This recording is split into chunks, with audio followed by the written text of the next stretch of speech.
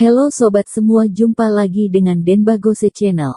Bagaimana kabar sobat semua? Sebelum kita mulai cerita ini, ayo silakan subscribe, like, komen, share dan nyalakan loncengnya untuk mendapatkan notifikasi terbaru ketika Mimin upload videonya. Bab 1012 Ponsel. Pesta koktail ini memang dimaksudkan sebagai tempat untuk saling kenal. Tentu saja Tuan Muda Wen juga mengundang Yamanda Su, namun ditolak oleh Yamanda Su. Tidak disangka akhirnya dia datang juga. Apalagi ada pria lain di sampingnya, ini membuat Tuan Muda Wen sedikit tidak senang. Yamanda Su melirik Tuan Muda Wen dan berkata, "Ini temanku Thomas Qin, kami datang untuk minum gratis, tidak apa-apa kan?" Tuan Muda Wen mengerutkan kening. Thomas Qin, pemuda kaya dari mana ini? Belum pernah dengar. Sepertinya tidak ada keluarga kuat di kota Donghai yang bermarga Qin, bukan? Dan sepertinya juga tidak ada pengusaha keluarga Qin. Mungkinkah dari luar? Bagi diva Asia seperti Yamanda Su, hubungan pribadinya pasti tidak mungkin terbatas hanya di tempat sekecil kota Donghai, tetapi pasti tersebar di seluruh negeri. Saudara Qin orang mana, Tuan? Muda Wen bertanya dengan ragu-ragu. Thomas Qin berkata, berasal dari kota Donghai. Orang dari kota Donghai. Tuan Muda Wen bertanya Iyagi, lahir dan besar di sini. Thomas Qin mengangguk, penduduk asli kota Donghai.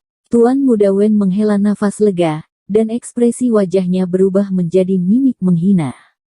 Dipikirnya seorang tokoh besar apa, ternyata hanya begitu.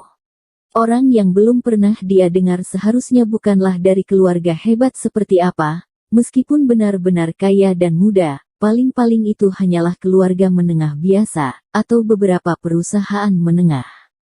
Jadi Tuan Muda Wen juga tidak menganggapnya, dia bukanlah pesaing yang kuat. Tuan Muda Wen memandangi Yamanda Su dan berkata, "Yamanda, aku dengar kamu baru saja merilis lagu baru. Apakah klik troh ratenya masih oke? Perlukah bantuanku untuk menaikkannya ke tangga lagu?"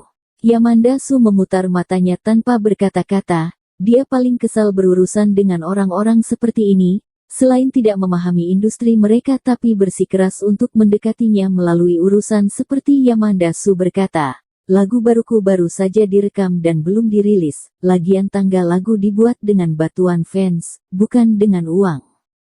Tuan Muda Wen tampak kaku lalu lanjut berkata, "Hehe, ternyata begitu, tapi bisa masukkan ke tangga lagu juga. Aku akan atur stasiun TV buat kamu dan keluarkan uang untuk pasang iklan buat kamu, bagaimana?" Tuan Muda Wen berbicara dengan lantang, menghamburkan uang pun tidak bisa bantu. Terkadang Tuan Muda Wen juga menghabiskan sejumlah uang untuk artis muda lain.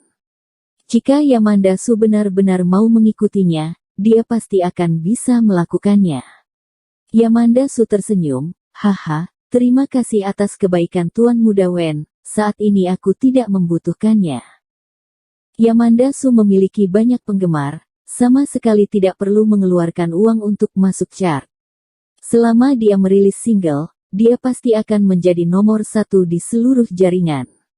Yamanda Su terus mengobrol dengan Thomas Qin dan meninggalkan Tuan Muda Wen di sana. Ekspresi Tuan Muda Wen juga sangat malu, dia datang untuk membuat masalah. Yamanda Su sama sekali tidak berniat untuk terus mengobrol dengannya, ini membuatnya sedikit tidak nyaman. Tuan Muda Wen mengedipkan mata pada beberapa orang di sekitarnya, teman-temannya langsung mengerti, dan dengan cepat menarik yang lain dan berkata, "Hah? Bukankah itu Kak Yamanda?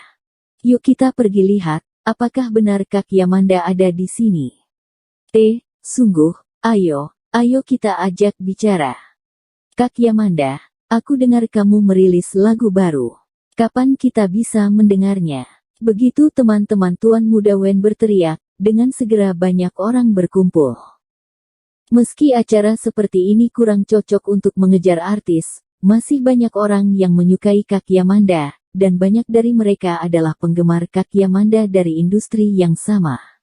Semua orang berkumpul di sekitar, membuat Yamanda Su tidak bisa mengobrol dengan Thomas Qin sendirian. jadi dia hanya bisa tertawa untuk memenuhi antusiasme semua orang.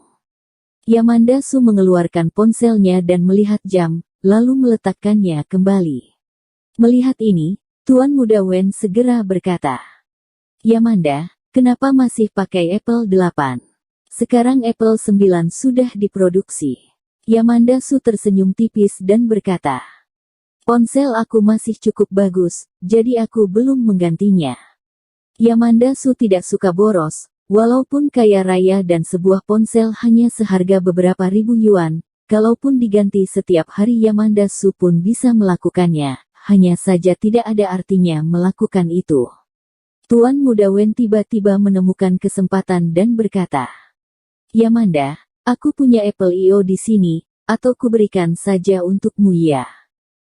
Setelah itu, Tuan Muda Wen mengeluarkan sebuah ponsel yang sangat cantik, seluruh bodinya berwarna sampanye, berbahan metal, terlihat sangat mewah, layar melengkung dan full, tidak ada lubang maupun halangan, sama sekali berbeda dari ponsel biasa. Beberapa wanita di sebelah mereka tercengang. "Apple 10. Di mana kamu mendapatkannya, Tuan Muda Wen?"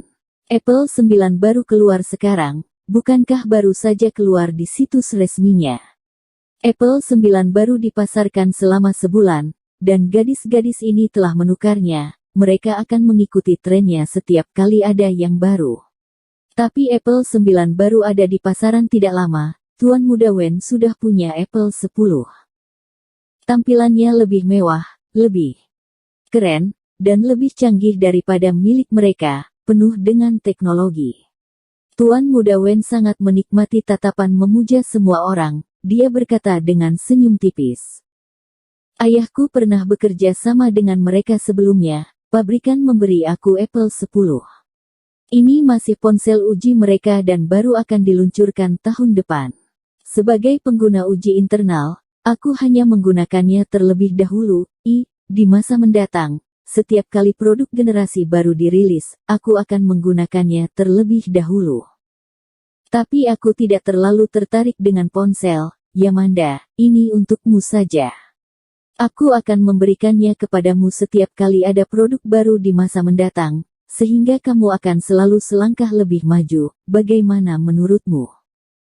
Sebenarnya banyak cewek yang membeli ponsel model terbaru, bukan untuk mengejar performa superior dari ponsel ini, melainkan terutama sebagai perbandingan, untuk membandingkan ponsel siapa lebih cantik dan mahal. Dan ponsel yang digunakan Tuan Muda Wen ini adalah sesuatu yang tidak dapat kamu beli meskipun kamu punya uang.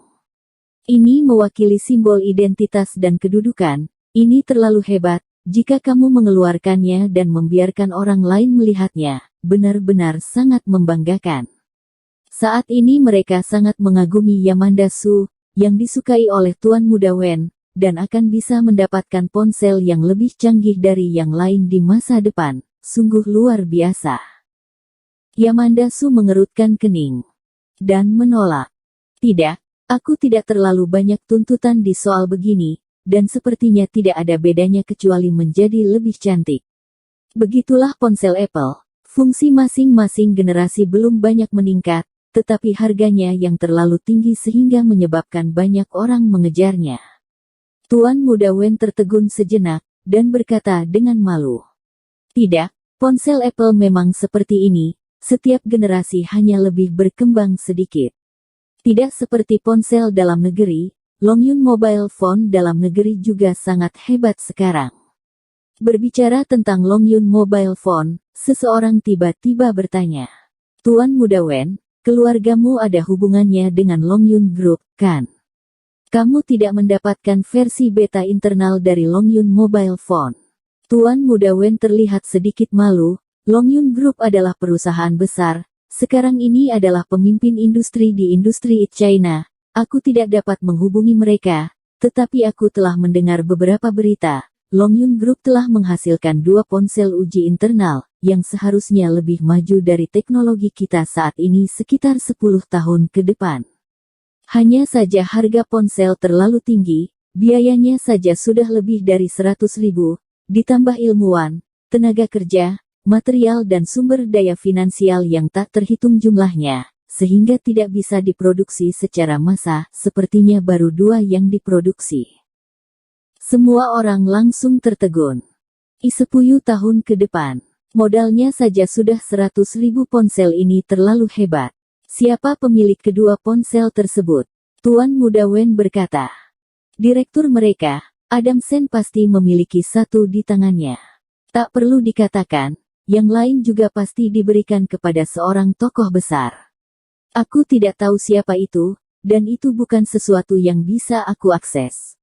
Meski Tuan Muda Wen mengatakan itu dengan sangat merendah, namun nyatanya dia tidak merendahkan dirinya. Karena pengusaha besar seperti Adam Sen adalah salah satu yang terbaik di negeri ini, dan dia memang tidak berada di level yang sama. Jadi mengatakan ini bukan untuk meremehkan diri sendiri, tetapi malah mengangkat dirinya. Bersambung. Terima kasih kepada kalian yang telah menonton video ini. Jangan lupa tekan tombol subscribe-nya dan nyalakan notifikasinya untuk mendapatkan video-video seru lainnya dari channel Denbagose.